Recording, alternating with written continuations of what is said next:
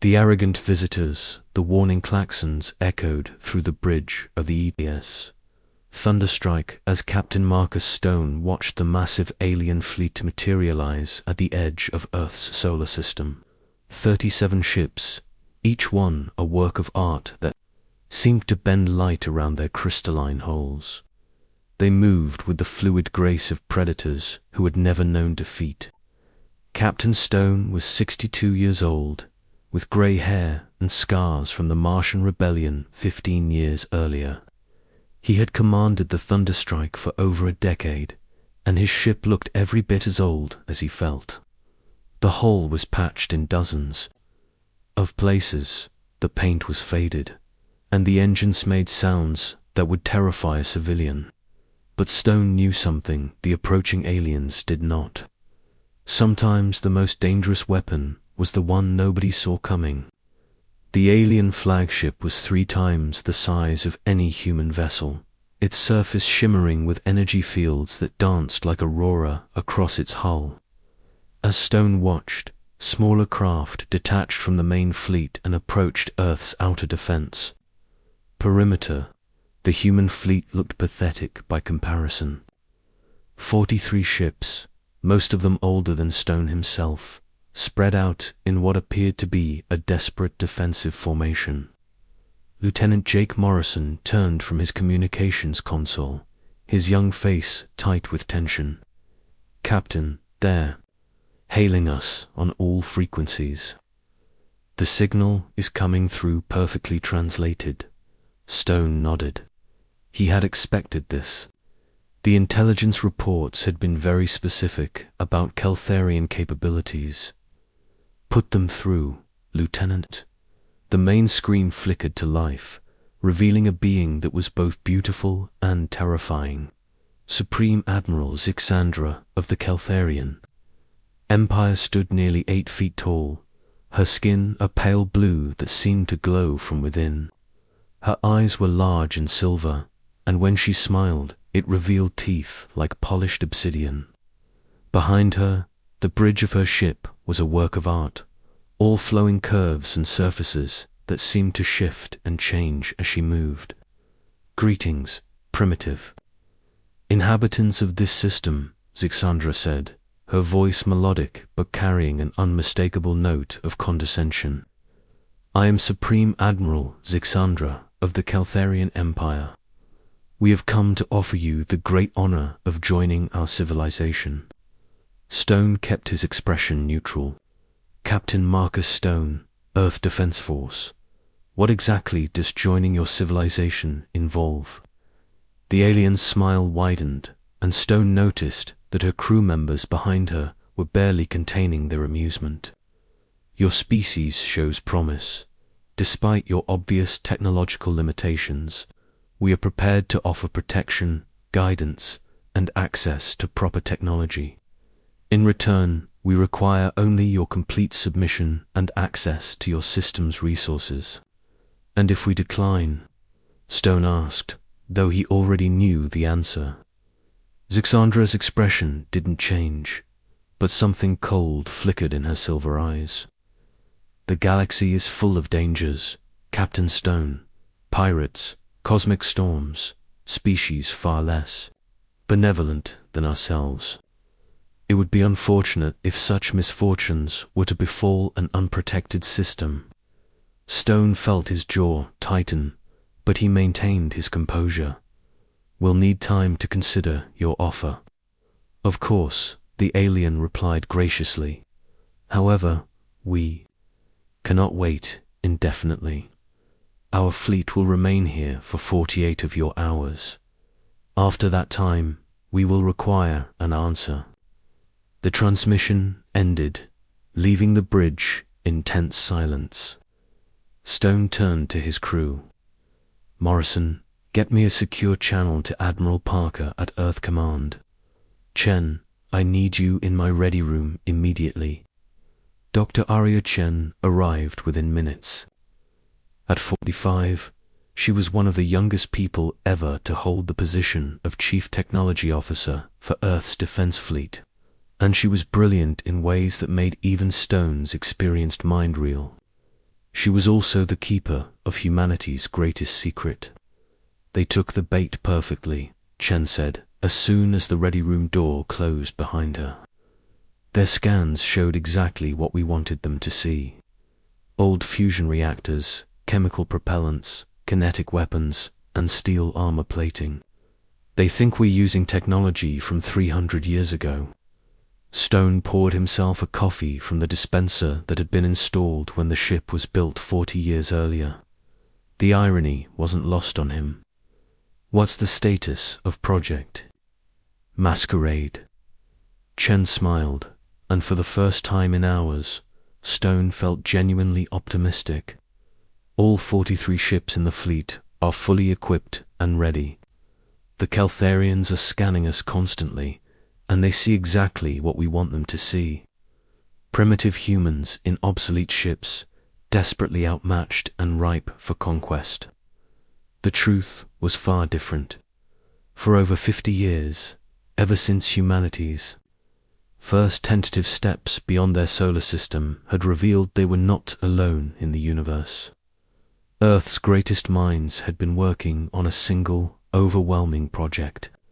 They had studied every alien technology they could find, reverse-engineered crashed scout ships, and infiltrated alien databases through methods that would have impressed the galaxy's most sophisticated intelligence agencies.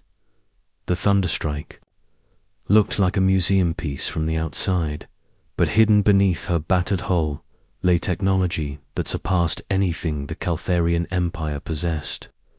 Her fusion reactors were actually quantum singularity cores that could power a small star. Her steel plating was molecularly restructured smart armor that could adapt to any weapon.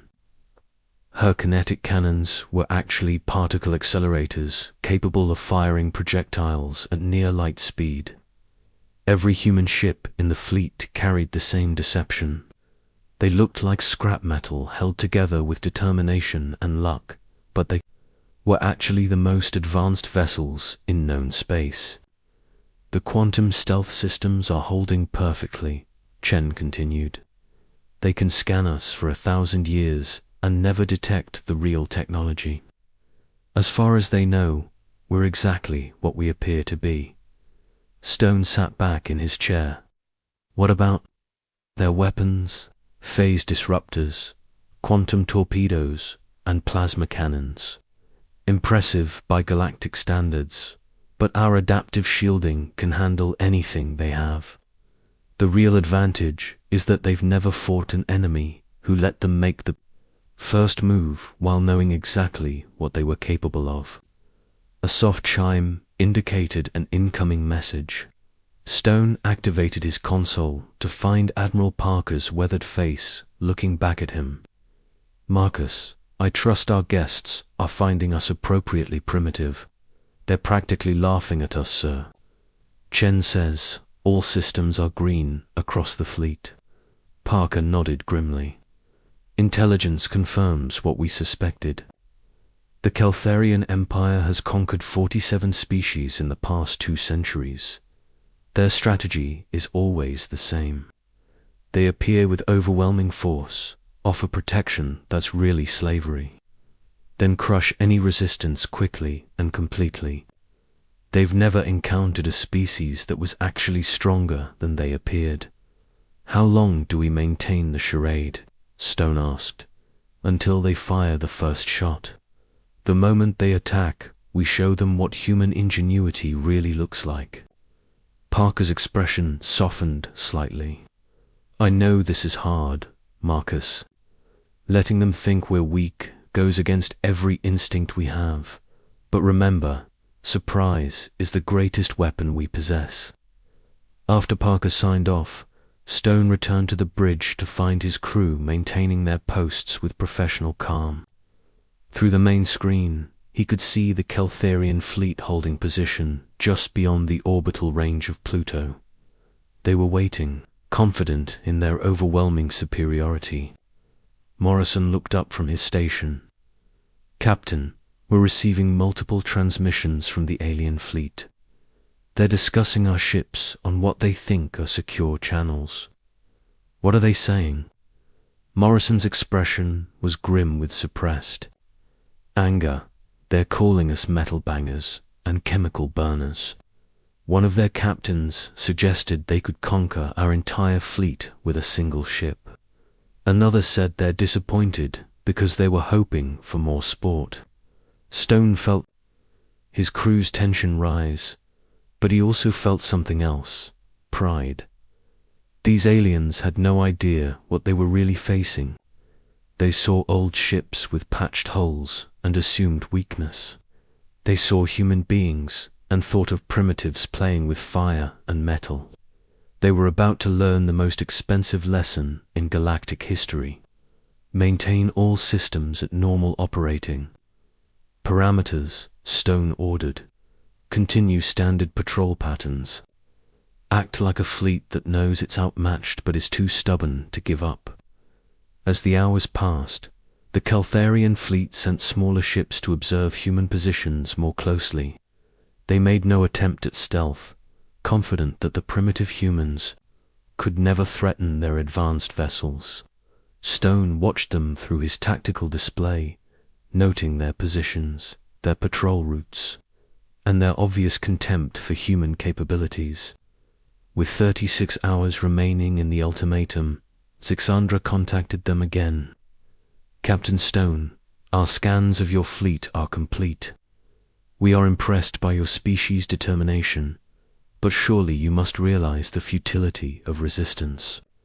Our ships carry weapons that could destroy your entire fleet within minutes. Stone replied with careful humility. We understand your technological superiority, Admiral. We're still hoping for a diplomatic solution. Diplomacy requires equals. Captain, we are offering you the chance to survive as a client species. Many others have found this arrangement quite beneficial. After the transmission ended, Chen appeared on the bridge, carrying a datapad. Their final ship scans are complete, she reported quietly. They've classified us as negligible threat and recommended a demonstration bombardment of our outer ships to encourage surrender. Stone smiled coldly. Then they're about to get the surprise of their lives. The next 18 hours passed with agonizing slowness. The Caltharian fleet maintained its position, occasionally sending messages offering humanity one last chance to surrender peacefully. Stone responded with requests for more time, promises to consider their offer seriously, and other diplomatic delays that he hoped would reinforce their image of weak humans desperately trying to avoid the inevitable. With 4 hours remaining, the alien fleet began to move into attack formation. Stone watched from his command chair as 43 human ships, looking like museum pieces held together with hope and stubbornness, prepared to face 37 vessels that represented the pinnacle of galactic military technology. The aliens had no idea they were swimming toward the most sophisticated trap in human history. The trap springs. The attack began at exactly 0600 hours, Earth Standard Time. Supreme Admiral Zixandra's voice echoed across all frequencies as the Caltharian fleet moved into final attack positions.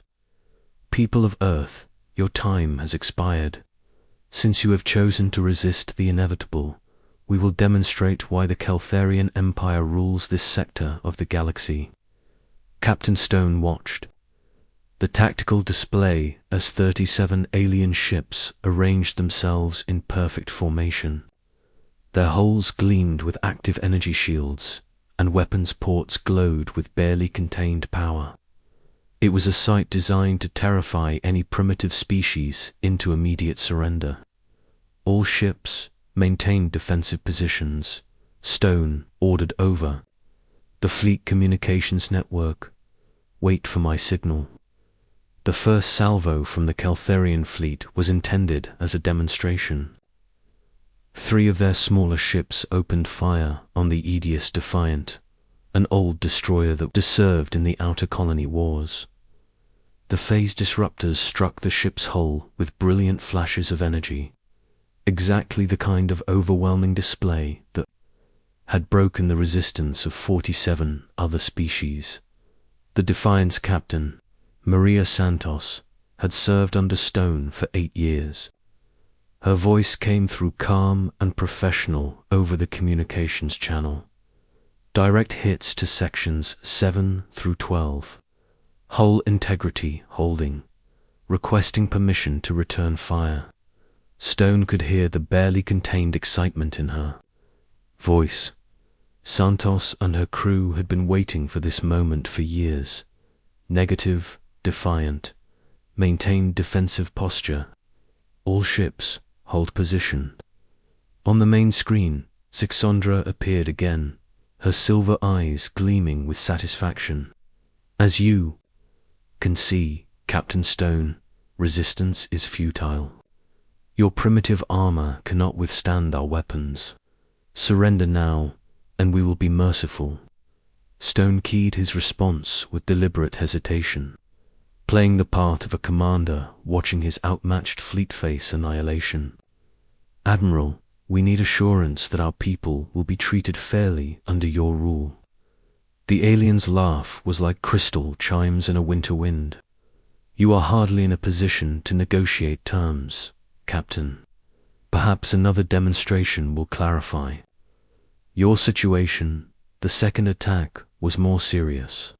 Half the Keltharian fleet opened fire simultaneously, targeting 6 human ships with concentrated barrages. The space around the human vessels erupted in brilliant explosions as phase disruptors, quantum torpedoes, and plasma cannons struck their targets. Stone watched the tactical display with professional interest. The alien weapons were exactly what Earth's intelligence services had predicted: powerful, efficient, and completely useless against smart armor that existed in a quantum superposition of states. Lieutenant Morrison looked up from his station.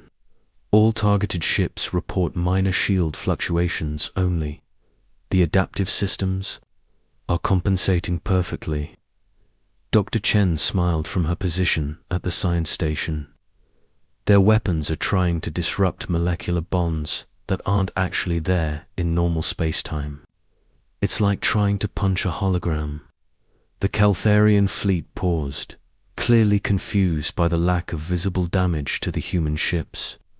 Stone could imagine the conversations taking place on their bridges. Primitive human armor shouldn't be able to withstand such focused firepower. Zixandra's image appeared on screen again, and for the first time, Stone detected uncertainty in her voice. Your ships display unexpected resilience, Captain Stone. However, we have only been using minimum power settings. This is your final warning. Stone nodded gravely. We understand your superior firepower, Admiral, but Earth will not surrender to threats. If you want this system, you'll have to take it. The alien's eyes flashed with anger. So be it. All ships, maximum firepower, destroy the human fleet. This time, the entire Keltharian armada opened fire at once. The space between the two fleets became a storm of energy as every weapon in their arsenal targeted the human ships.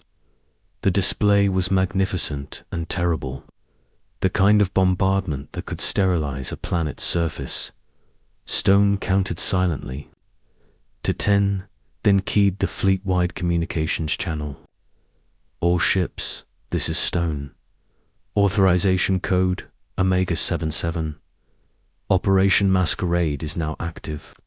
Show them what human engineering really looks like. The transformation was immediate and shocking. Across the human fleet, ships that had appeared to be barely holding together under alien bombardment suddenly revealed their true nature.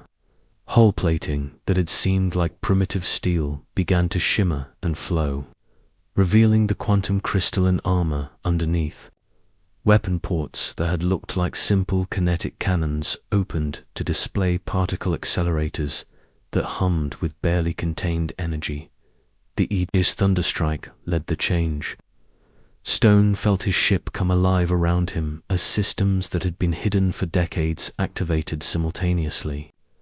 The bridge displays shifted from the deliberately primitive interfaces they had shown to the aliens to holographic command systems that made Keltharian technology look quaint by comparison. Quantum singularity cores online, Chen reported, her voice filled with professional satisfaction. Power output at 400% of rated Keltharian maximum. All stealth systems disengaged. Adaptive armor fully active. Morrison's tactical display lit up like a Christmas tree.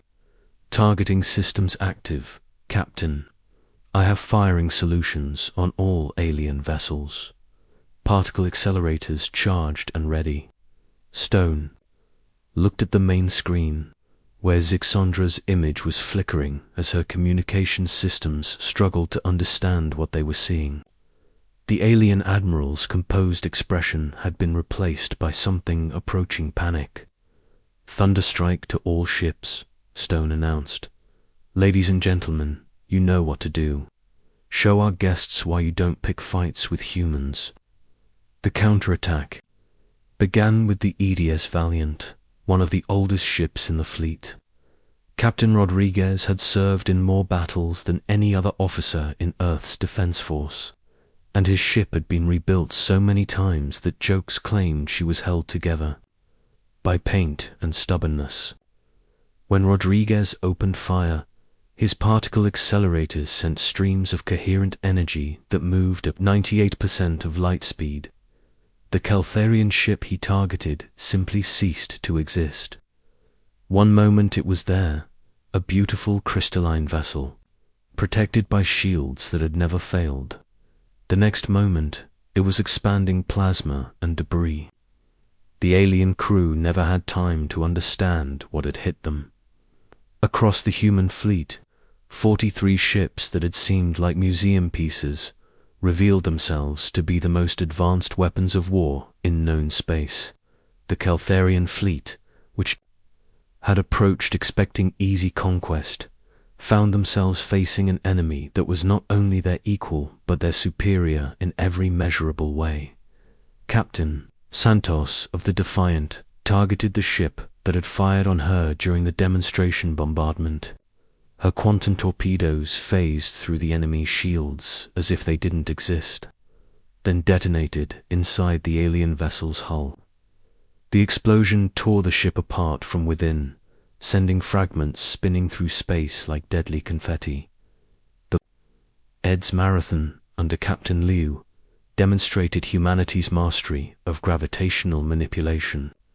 Her gravity cannons created localized space-time distortions that crushed two Keltharian ships into dense balls of matter before they could even attempt to flee. Stone watched the battle unfold with grim satisfaction. For 50 years, humanity had prepared for this moment. They had studied alien technology, improved upon it, and hidden their achievements behind a facade of primitive determination. Now, as the Keltharian fleet died around them, the galaxy was learning what human beings were truly capable of.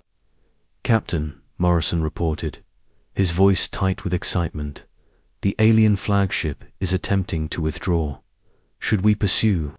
Stone looked at the tactical display. Zixandra's massive command ship was trying to reach the edge of the system where it could engage its faster-than-light drive.